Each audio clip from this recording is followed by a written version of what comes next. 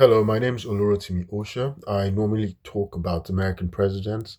Today, I'm continuing with my application of the rules. That's the Constitution and the Fourth Amendment principles, and applying those rules that I've discussed to defend the malicious prosecution violating 18 USC sections 241 and 242, that's rights, deprivation, and color of law violations, and 42 USC section 1983, which is malicious prosecution. However, assuming that, let's put aside that those are put aside the color of law violations issue. And so we have the charges, right? I've been talking about what happened to me in Montgomery County, Maryland, where I was swatted. And even though I was swatted, I was a victim of a crime. Montgomery County Police went ahead and filed false charges against me. So there are actually charges against me. So I'm going to give an example of how to have the motion, to file a motion to dismiss those charges, right? Why? The judge should consider dismissing those charges before they make it to trial, right? And I'm going to give the defenses and the sort of defenses that we can give in a trial that will cause us to win. Of course, at trial you're going to actually have you're going to interview the witnesses. You're going to present evidence to the jury, and it's the jury that decides your guilt or not guilty. If you're guilty or not guilty. So I'm taking a plea that no, I'm not guilty. My pleas, I'm not guilty, right? But now we get to file a motion and show why this is actually a bad faith prosecution, and the judge should dismiss the charges before they make it to trial. So I'm going to provide the defenses. So first of all, I'm not going to give the established, I'm not going to discuss a statement of facts. I've done previous videos in which I highlight what the statement of facts are. I've stated what happened. I've done numerous videos. And so I'm just going to go through the defenses. So this video is not too long. But one thing I'm going to do is I'm going to state what the charges are, and I will give the corresponding sentence for each, the maximum penalty for each sentence, right? So there are three charges. So I'll list the cases, right? Just to also show, because the judge has been committing fraud on the court, and of course that's another way to have the charges vacated, dismissed completely, right? If you can prove fraud on the court, but I'm using a public defender's office and they're not doing that, right? They're not trying to show fraud on the court, because fraud on the court is extreme. We're saying that officers of the court did something wrong, including a judge, and they can face disbarment or prison terms, right? So I guess that's a reason why the public defender wouldn't want to use that route, especially the public defender is under the attorney general's office, right?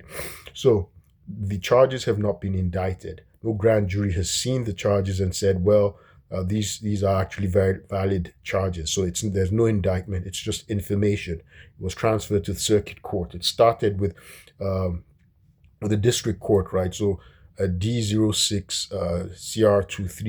CR23002968. There were five false first degree assault charges that were all expunged, removed, right? It's removed from the record, and they were false. The police said, they claimed first degree attempted assault, all fabricated. So all of that is gone. So the charges that remain, there's one case because there was a superseding indictment. So I'm giving the legal history of the case, and then the Thea Zumwalt now filed. That was the previous prosecutor. She removed herself. She was removed sometime in July 2025. And the current prosecutor, state attorney, is John David Lalos. But Thea Zumwalt had filed an initial when it was transferred to circuit court. She'd filed case number C15CR23, and I apologize, I was out shoveling snow, so I'm having a slight cold. Excuse me, I'm sniffling. So C15CR23000731, one second degree assault. and she offered a plea bargain. She was hoping that I would take the plea bargain, which I refused the plea bargain offer, which I refused. And this was filed in June, around June 28th, 2023.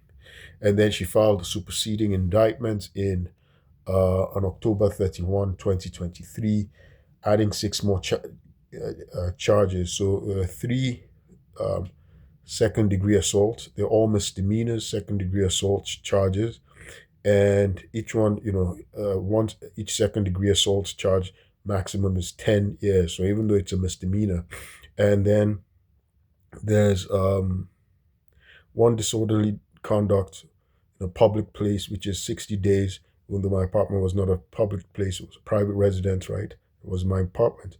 But I'll just let me not digress. I'll discuss all of those in the defenses. And of course, there was the reckless endangerment, which carries 5 years.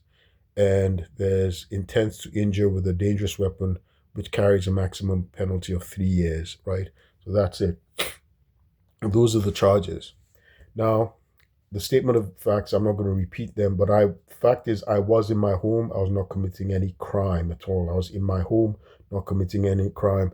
I was waiting for, I was waiting for a I was waiting for an appointment that was scheduled by the Department of the Navy. They called it Navy General Officers Professions Program. It was scheduled for uh, May 16, 2023, and we have evidence of it. It's in an email. The original schedule date was May 15, 2023. It was rescheduled by phone. We can get phone records to confirm that. May 16, 2023, time of 11 a.m. So we have the evidence. We're going to show that evidence at court, show it in the motion to dismiss. So we're filing a motion to dismiss, saying that these charges should be dismissed because it's based on a malicious bad faith prosecution, and the charges are frivolous and meretricious. And this is why we're saying that it's malicious, it's frivolous. And the other thing is, because it's malicious, they cannot win. They cannot win at court. It didn't meet the three elements, right? So let me quickly say the three elements for the prosecutor to file charges have to be met. One, that there's probable cause that a crime was committed, right? Probable cause, right? That was never established. In fact, the charges, there's no probable cause, right? I've already done videos on probable cause, so I'm not going to explain what probable cause is because I have a lot to explain in this discussion for the motion to dismiss. So there was no probable cause, and then you have to be able to have evidence to prove beyond a reasonable doubt that the defendants committed the crime. They don't have sufficient evidence. That doesn't exist. We're still looking at evidence of the crime. That doesn't exist. And then third, it's in the interest of justice to prosecute. It's not in the interest of justice because me, the defendant, I have no propensity to commit crimes. I'm a law-abiding American citizen. My rights were violated, and because it was an illegal search, right, and it was based on fabricated evidence. It was also based on entrapment. I'm going to show all of that, right? It's there's something called fruit of the poisonous tree, which I did a video of. All the evidence is supposed to be suppressed, right? So it's an injustice. It's a miscarriage of justice that there should be a prosecution because I was the one who was the victim, right? I was in my own home.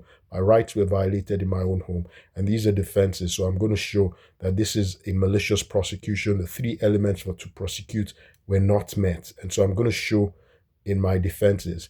So on that day, I was scheduled for a Navy General of Officer Professions program. Whether it was true or it was a hoax, I do not know, but I have evidence that I was scheduled for that.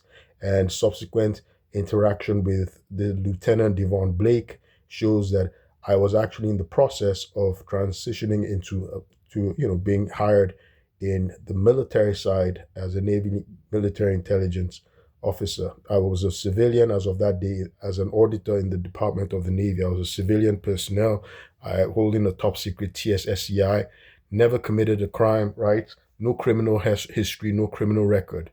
My background, I've talked about that extensively, holding a Juris Doctor degree from George Washington University Law School. That's why I can discuss this, right?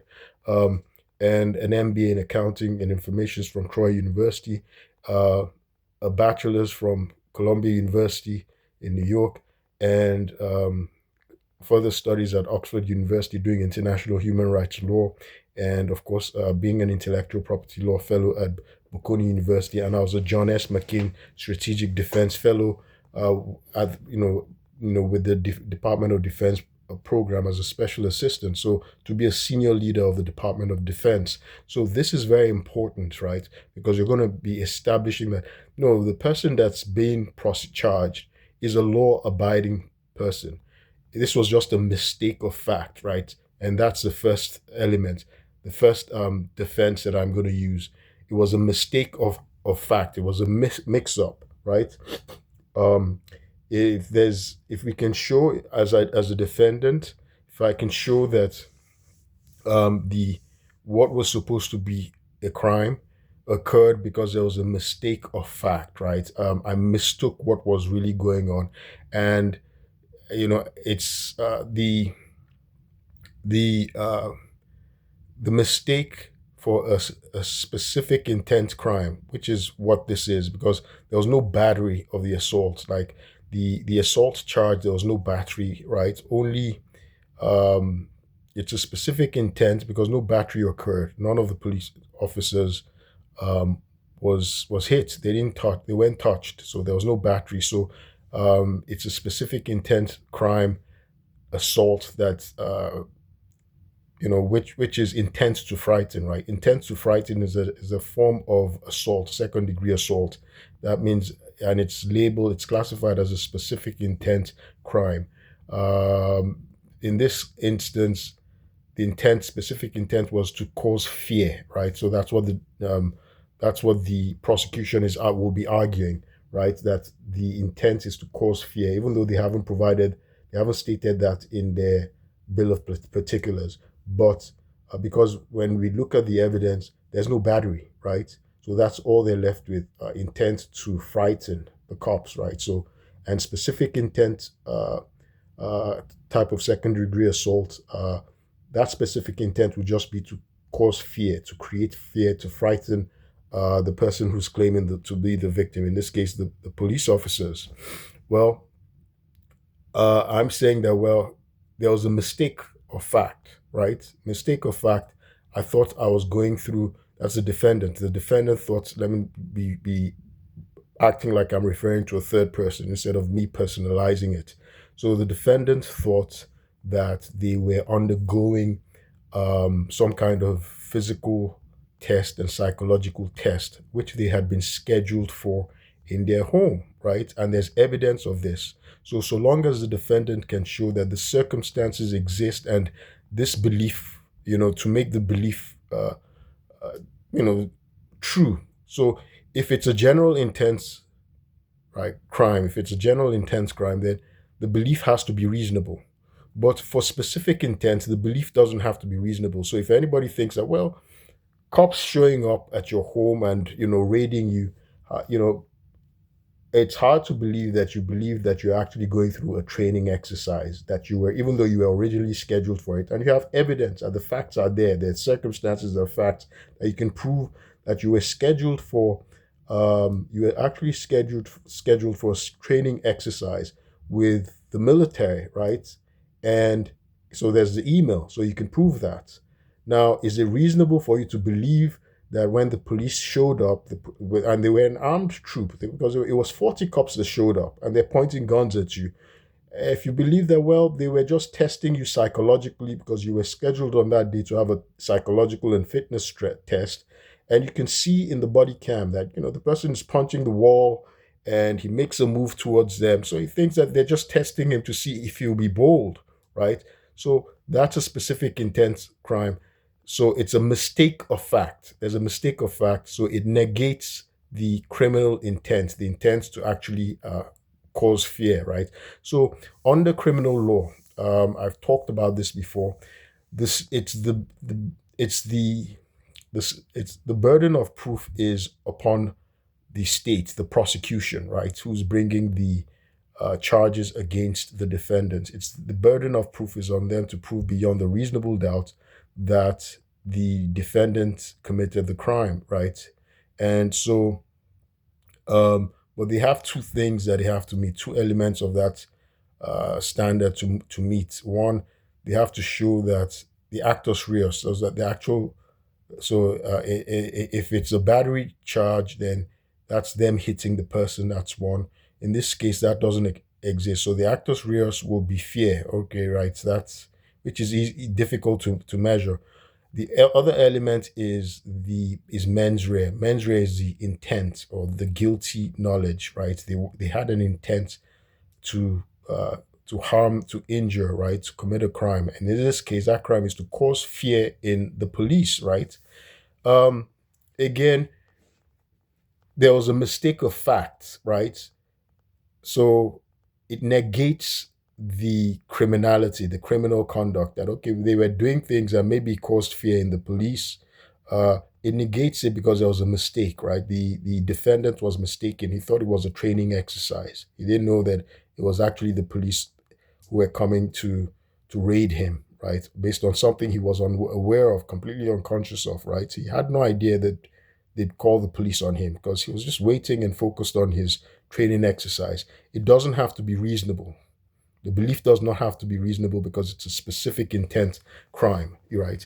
So he caused fear. Now, so we move to the other element. So that negates that, and there's a case for that. It's called People versus Lawson. But I'm not going to get into the cases. I'll just explain. Otherwise, this video will be too long. So I'm just going to get into it. Now, the other thing is there's no mens rea. There's no intent, right? Because when everything was happening, the way he was locked in, that's the defendant, he was locked in, the exercise it didn't go the way he expected it to be, right? So he was told to prepare and have his computer ready, right? Computer, the phone, everything ready, right? And let me personalize it here. So I was told, okay, let me have my computer ready, my phone. But my phone was hacked. I was cyber hacked, like AI, artificial intelligence, took over all my phone, my electronic devices, and there's a drone hovering at the window. So all of this scared me, and then I was locked inside my apartment. My people was blocked, and then there was a band uh, locking my door from outside, preventing me from coming out. So that terrified me, right? So I was the one who was scared. But so when I show up, so the reason I go and get a knife, for instance, was not to harm anybody, but to cut off the band that was there. By the time I get there, there's no band there, and I step out and I see a troop of um you know armed white officers, right, pointing guns at me. So I was so terrified. I can't even remember but they were in like riot grade, pointing guns at me, right? Firearms. And I was terrified. And I'm not a violent person. I'd never seen a situation like that. That wasn't the sort of training exercise I expected. And I thought, okay, they're trying to scare me. So I'm trying to show that, okay, I'm not scared. I'm not scared. I'm trying to be bold. I'm not intending to fright them. So there's no intent to cause them fear because one, uh, there's no so I had a knife in my hand because the knife was intended to cut the band that had been used to lock me up in my room, right? Not to attack anybody. But when I get there, there's nobody there, and I try to disable the knife, stick it in the wall. But I'm thinking, okay, I look scared. I shouldn't look scared, but I'm not intended to frighten them. I'm trying to look bold that I'm not afraid, right? Meanwhile, I didn't know, hey, these people were actually here to come and serve. I had no idea why they were there. There was no arrest warrant. So that's it. There's no there's no intent to frighten. There's no mens rea, right? So that element is not there. There's for a specific intent to frighten, second degree assault. That element of intent to frighten is not there. It doesn't exist, right? So it negates uh, the crime because it becomes an innocent act because here I am. I think it's a training exercise. I think I'm being punked. I think it's a hoax. I think it's all staged. I had no idea. So I'm not intending to harm anybody, and it's demonstrated in my actions because eventually when I realize what it is, I'm backing them and disabling the knife, and I'm backing them, right? And there are 30 cops, over 30 cops holding guns, firearms. What is a knife going to do against 30 cops holding firearms. That's suicidal. It doesn't meet the requirement. It doesn't show an ability to actually injure the this alleged victims, the cops. There's no ability to with a knife. 40 cops. Which specific cop was there an intent to injure? Not one of them, because there are 40 cops holding guns. They would kill me before I get any close to them. They're about at least 20 feet away from me, and I'm backing them by the time they start tasing me. So, in fact, instead of me injuring them, they're the ones who terrified me. I was the one who was scared. So, they intended to injure me. And from the actions, because they had been gaslighting me for hours, because they had locked me in. So, I'm going to get into the illegal action again. The illegal action that they caused, right? So, there was entrapment, right? So, that's entrapment. I'm a law abiding person. That's why I gave my background. I had no criminal history prior to that. I haven't committed any crime since that time. This is the only charges that I've been charged with, and it's been 3 years. So I have no propensity for crime. So the actual crime was in the intent, was it, the crime, the intent for crime was in the mind of the police themselves. They created it. There's evidence that they manufactured it, they staged it, they suborned perjury uh, when they induced GDAY to go and file a fraudulent emergency evaluation petition. There's phone records from jail discussions over the phone with GDAY when he said it was the police who called him, and they lied to him saying I was in a fight. I was never in a fight. And they told him to go and file an emergency evaluation petition. Everything in the emergency evaluation petition he wrote was fabricated, right? So that's another reason. So fraud on the court. But just to, and we have evidence that that emergency evaluation petition was a fabrication by GDAY, because he's since recanted it. He's disavowed it, right? And this was, I had no idea of the emergency petition because I was never given notice, right? So I'm not going to get into that. But the thing is, there was entrapment. The police got Shumi to go and fabricate, to file a false peace order. They got GDAY and Shumi to assault me on May 14, 2023. So there was entrapment, and I never responded. So the police had been doing a lot of things. I would not have shouted. So the other elements that they probably want to charge me with, that they charge me with, is disorderly conduct, because I was shouting, right? I was shouting and banging my door because I was locked inside my apartment. My people had been blocked. So those are illegal police actions. They didn't have an arrest warrant. They didn't have a search warrant. They did not give me notice of who they were, why they were there. So they terrified me. They scared me with their action. The surveillance, they were surveilling me with a drone. They had surrounded me. They had evacuated my building. So it was the police action that induced it. They intentionally gaslighted me to scare me, right? For me to react in the way I did. And I had no idea what was going on. So that was police action. If they hadn't done all those things, blocked my people, I would not have been making noise and banging the door. So they charged me with disorderly conduct, right? So the fact that they entrapped me, if there's a charge of disorderly conduct, I'm banging the door, that's because of the police action. They created that crime. They wanted me to be scared and to freak out. That was, so they're the ones who had the criminal intent, because I was just an innocent man, a mistake of fact. It was an innocent act regarding the me holding a knife. It was an innocent act because it wasn't an intent to injure anybody. So I could prove that it was an innocent act, because I thought I was waiting for a training program with. I was going through a training program with the Navy, and they were probably trying to figure out how my survival skills. But the thing is, I was locked in and I was scared as well. I was terrified. I was trying to cut off, the band that was initially there and was no longer there. They had gaslighted me, so I was terrified. So I'm clearly in a state of intense, a fight or flight, right, state. That's from all the gaslighting they had done, heavy gaslighting, right, and that's, you know, obviously there's no mens rea at that point, right? So I had no criminal intent to harm them or harm anybody or to frighten anybody. I had no specific intent to frighten them. So it negates the crime. And regarding the entrapment also negates the crime because it's an affirmative defense. I can show that they have to be able to show that I have the propensity to commit crime. And that's why I gave my background. I had no criminal record. I'm not a violent man. I'd never committed a crime. Since then, I haven't committed any crime. It's been 3 years. And, they entrapped me, right? So it's like you light a fire under somebody. I'm sitting down, there's a fire under me. It's going to cause me to jump. So it was like the police lit a fire under me, and they engineered the reaction I had, right? It wasn't something that was created in my mind. They entrapped me, and so it negates the crime. So that's a defense, right? I had no propensity to commit any crime, right? So, and furthermore, where did the crime, this alleged crimes occur? It occurred in my home. They violated my Fourth Amendment rights. They had no probable cause that I was committing a crime, right? So there's a definition of probable cause. I did a video on probable cause. That's required in the Fourth Amendment. So they violated my Fourth Amendment rights. Remember what the Fourth Amendment says. It says the right of the people to be secure in their persons, houses, papers, and effects against unreasonable searches and seizures shall not be violated, right?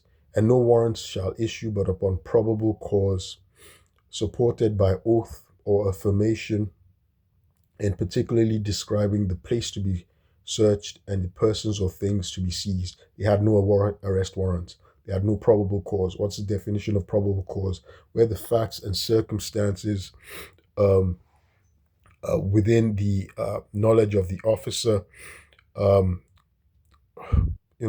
with uh, reasonably trustworthy information sufficient to warrant a belief that a man of reasonable caution, right? Sorry, to reasonable belief to warrant sufficient to warrant a belief by a man of reasonable caution that a crime is being committed. I was not committing any crime. I was in my home waiting, just sitting in, I was in my home alone. I was not committing any crime. It's not reasonable to believe I was committing a crime. I was gaslighted by the police. It was a criminal gaslighting, and it led to my injury because the police tasered me multiple times, shot me in the head. When I was not lunging at them, I was actually disabling the knife and backing them and surrendering with my hands up. I was surrendering, because there were about 40 cops pointing guns at me. I was confused. I had no idea what was going on, and I have no history of psychosis. They've done evaluations. I have no psychosis. There was no reason to do that. There's been fraud on the court as well, so that's a basis to also vacate, to negate, to nullify, to dismiss these charges, because there's been so much fraud perpetrated in this case, right? So that's that defense, that I had no mens rea. I was just the victim of illegal police action. And moreover, where it happened was in my home. Again, it violated my Fourth Amendment rights. It violated my 14th Amendment rights of due process of law and equal protection of law regarding the states. And of course, something else that scared me, I didn't know if, because the nature of my job as an auditor, I'd reported my superiors for fraud and they had threatened me. And because they have access to actually harm me, they had the means, the motive, the opportunity to harm me because they were working and they had the access of Naval Criminal Investigative Service, and they had threatened to harm me, right? Because I reported fraud. And so they had the means, the motive, the opportunity to harm me. So those were things that weighed in, and obviously it made me scared that, okay, maybe this is what was going on. So the Fifth Amendment, my due process rights of Fifth Amendment, was violated because if they wanted to arrest me, they needed to give me notice. They needed to get an arrest warrant. They didn't do any of that. Instead, I was falsely imprisoned in my home when my peephole was blocked, when they restricted my movement by blocking my exit, and also they had a drone surveilling me outside my window, and they had spread disinformation amongst my neighbors that there was actually a criminal, that I was a criminal holding a woman hostage, which was not true. So you could see there was illegal government action, right? And Oliver Wendell Holmes has said, it is a lesser evil if some criminals escape than for the government should play an ignoble part in an illegal search and seizure, violating the constitutional rights of American citizens. And I'm an American citizen, a law-abiding citizen. So that's the violation of my Fourth Amendment, the Fifth Amendment, because of the actions. My belief, if in case the federal government acted and they worked together with the police, right? In the case the federal government, as the Navy, the people that were possibly retaliating because I reported them to the Office of Inspector General and EEOC in order they were trying to obstruct justice, and they made a swatting. They reported a false call to Montgomery County Police to come and get me, which worked with my neighbors and my building, my landlord, to also retaliate. So that violates my Fourth Amendment, my Fifth Amendment from the actions of the federal government, and my 14th Amendment, due process of law and equal protection of the laws, because I was targeted also because of my race, right? I was targeted because I'd filed a complaint regarding discrimination, so they were reacting. I'd filed a complaint against the, uh, you know, the building, and the police worked. I've done videos explaining how the police now colluded with the building manager, the property manager, to swat me. I was a victim of a swatting. I've explained what a swatting is. You can Google it. That's when a false crisis call is made to law enforcement to generate large law enforcement presence at the victim's residence, and that was what happened. I was swatted either by the Department of the Navy or Department of Defense in collusion with the building staff, right? Because so I've done videos explaining that. So that's a defense, right? That's a defense.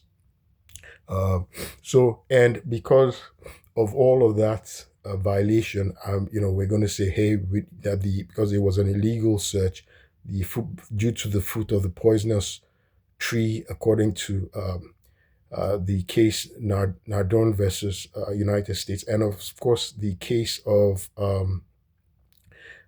Silverthorne Lumber Company versus United States of 1920, which says the derivative of an illegal search or the fruit of a poisonous tree cannot be used. The evidence has to be excluded because it was obtained illegally. There's a taint on it. So I'm asking that all evidence be suppressed. So the police have no evidence of a crime. The state can't prove their case. They have to suppress the evidence. Anything that they obtained from the illegal search and seizure, you have to exclude it. So there's no crime. They can't prove a crime to a jury. They have nothing to show to a jury, right? So the case has to be dismissed. They can't prove beyond a reasonable doubt. Remember, I've also said they can't show that I had intent to injure them. So the case should be dismissed, right? It's a malicious prosecution as well, because the police, the state, they induced me. Any action I took, shouting, I was calling out for help, they induced me to do it. Besides, I have the defense of necessity. So that's another defense, again, element of defense. Defense of necessity says that, look, I did whatever it was that I did. They're alleging I committed a crime. I did it in order to save my life. That's the defense of necessity, right? So, for instance, if there's a car that's if there's a car that's that's lost control and to is about to hit me, and I jump out of the way and I break a glass, right? Have I committed a crime? Or I hit somebody, I fall on someone. There was no intent. I had no intent. There was a defense of a necessity because there was no other alternative, right? In this case, I was banging my door and screaming, so they charged me with disorderly conduct. So I'm trying to use the defense of necessity to say, look, there's no crime here, right? Because I'm banging my door to draw attention for help, because I'm being gaslighted. I'm fearing for my life. I'm fearing that, well, somebody's about to kill me. I'm shouting for help, right? So so I'm trying to avoid a greater evil. If I'm killed in my home because I'm an asthmatic, if they release gases in my home, which they eventually did, and it chokes me to death, right? Toxic chemicals. if it chokes me to death, which I didn't want because I wanted to get out of my apartment, that's a worse harm. That's a terrible evil. That's good to avoid. So one, I'm trying to avoid an evil. That was why I was screaming. So there are four elements. The second one is there was no alternative. There was nothing else I could do because I was in my home. My phone was hacked, so I couldn't call the police anymore because I tried. My phone was hacked. My computer was hacked, but with AI. So and obviously that was government action, illegal government action, and illegal search had taken control of my devices, electronic devices. I had no alternative, and especially in the intense fear, but to scream right and bang on the door. And then the third thing is that the harm that was caused from my screaming, my banging the door that they call disorderly conduct, um, it's less, it's not disproportionate to the to the harm I sought to avoid. It's not disproportionate. And then lastly, I stopped once I came out. I stopped banging on the door. I stopped, doing whatever it is that they accused me of doing. I stopped it once, the door was open. I was out. In fact, I was disabling the knife by the time when they were tasing me. So, defense of necessity negates the crime, right? I had no other alternative, and I was trying to avoid a greater harm, death. By the way, the location again, that's where I was going to. It was done in my home, right? My rights were violated. In the state of Maryland, I have the defense of castle doctrine. So long as I was not the aggressor, I was not the aggressor. This was a continuation of my victimization. They were victimizing me. They were antagonizing and harassing me and gaslighting me. And I was the victim of an assault on May 14, 2023. The police had suborned Germashumi and Jide Iware. Apparently, the police were outside, and so they persuaded Jide Iware and Germashumi to come and kidnap me, which is a violation. And in the process, they assaulted me, so it was police action. They were outside my home. I didn't know. They didn't give me notice. So they violated my due process by not giving me notice, by not obtaining an arrest warrant. They didn't have an arrest warrant. An emergency evaluation petition is not an arrest warrant. They didn't have one with them at the time. They just planned with Jide Iware to come and gaslight me, to come and kidnap me, right? To come and talk to me. And I refused. I have a right to refuse. Jide Iware had lied to the police, right? He wanted to use it to punish me. It was a malicious action he took. And we have a court document from my mother in Nigeria. My mother went to court. She didn't know because Jide Iware lied to her as well. And Jide Iware is not my uncle. He lied on his emergency evaluation petition. So he lied. He acted maliciously. I never threatened to shoot him. He's recanted. We have evidence that I never threatened to shoot him. The charge statement lied. The police officer lied when he said I threatened to shoot him. There was no crime that was being committed, and I have evidence of this because Jide Iware, in his emergency evaluation petition, he never said I threatened to shoot him. He recanted it on the telephone conversation when I was arrested.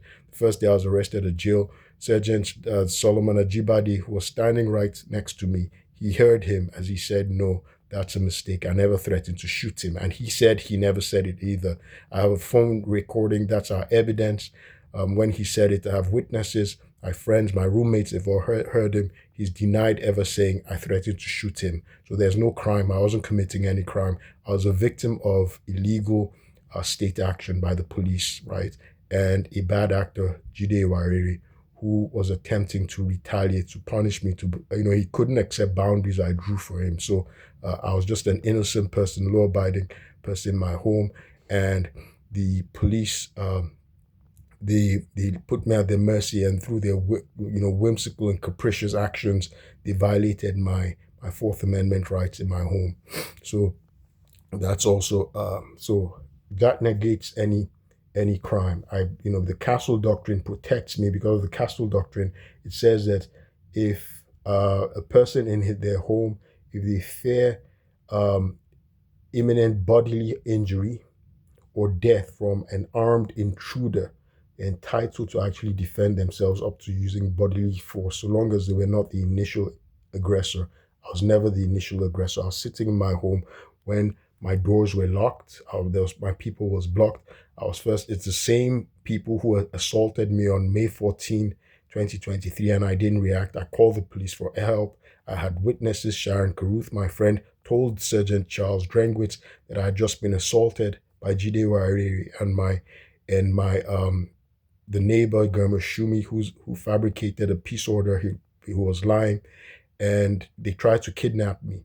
And Charles Drengwitz falsified his police report. So because the planting of evidence, the creation of false evidence, it should actually it shows malicious prosecution, police misconduct. Because of that, the charges should actually be dismissed, and we can prove the inconsistencies in the state's statements, right, in the charge statements, in the falsified incident reports, in the falsified peace order by Germa Shumi. They're inconsistent, and then the state has also been destroying evidence, and because they've destroyed evidence, and the state has also violated my right to a speedy trial, and it's caused evidence to be destroyed. They've destroyed CCTV evidence, which shows that I was not committing any crime. It shows how the police was colluding with Germa Shumi and Jide Wariri, but the state has refused to provide that, which exculpates me. There's exculpatory evidence. They've hidden exculpatory evidence in violation of the Brady Doctrine. There's a Brady Doctrine, a Brady Rule. The state is aware that I'm actually an innocent man, and they've destroyed evidence. So because of that, it's malicious prosecution, and the charges should be dismissed. And I've asked that all evidence be suppressed. So this is how you file a motion to dismiss, and you defeat a malicious prosecution. I think I pretty much covered everything. Defense of necessity, mistake of fact. For a specific intent crime, you can't show intent. The intent to frighten, it was a specific intent. It was an innocent act because of mistake of fact. I had no intent, no mens rea. I was not aware of what was going on, right? So there was no intent to harm. Obviously, there was no battery. No battery occurred. The only battery that occurred was on me, and also the state and the police filed these false charges in order to prevent the prosecution of the state or any lawsuits. So it's a malicious, bad faith, and vindictive prosecution. They filed these false charges in order to coerce me to take a plea bargain deal in order to actually prevent future lawsuits and the prosecution of the police officers, because there's actually a law on the books of Maryland that if the police are delivering an emergency evaluation petition, then they're not supposed to injure the evaluee. And in this case, I was never given notice. I was never given an opportunity to dispute the emergency evaluation petition. I have no history, right? Or I've never been petitioned before, and I was not given an impartial judge. So the emergency evaluation petition, which my mother has challenged by going to a court in Nigeria, and that Jide Wariri is an impersonator. He's not my uncle. And but this is what he lied. He lied that he was my uncle on the petition. So it's a fraudulent document. This is fraud on the court because there's been fraud upon the court. There's been fabrication of evidence. The attorneys have lied. Jide Wariri, in fact, went to go and hire an attorney to represent me, and that attorney was making false misrepresentations in court. He lied for a long time because he was lying that I didn't know what was going on, that I was delusional. So the court focused a lot on his lies, and it violated my rights to a speedy trial. So I'm not getting a fair trial. Because of that, the charges should be dismissed with prejudice. It should be dismissed with prejudice. The case should be dismissed with prejudice. So that's how one can deal with a malicious, bad faith prosecution.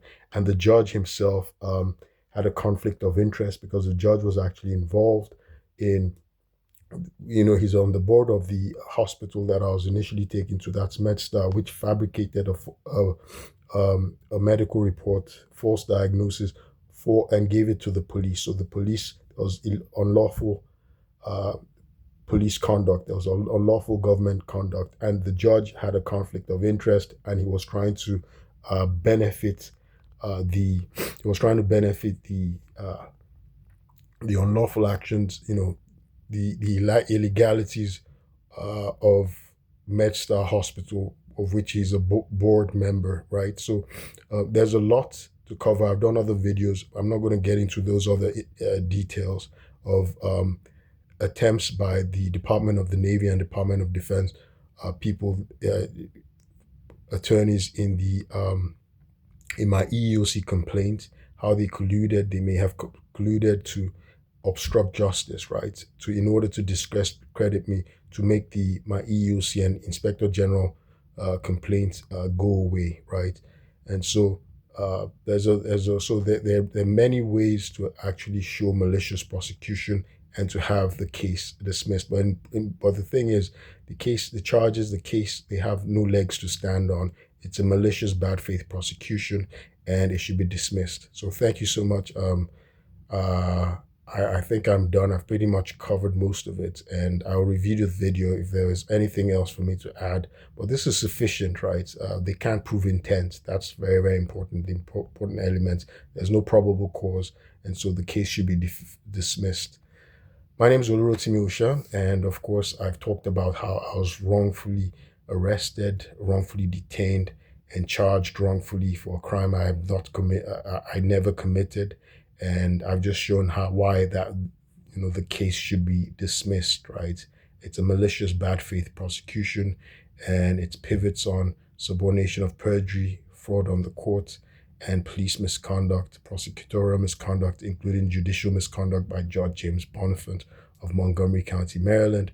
And I'd filed, judicial disabilities complaints against Judge James Bonifant, who will no longer be a judge in March 2026. Thank you so much. I'll keep you posted.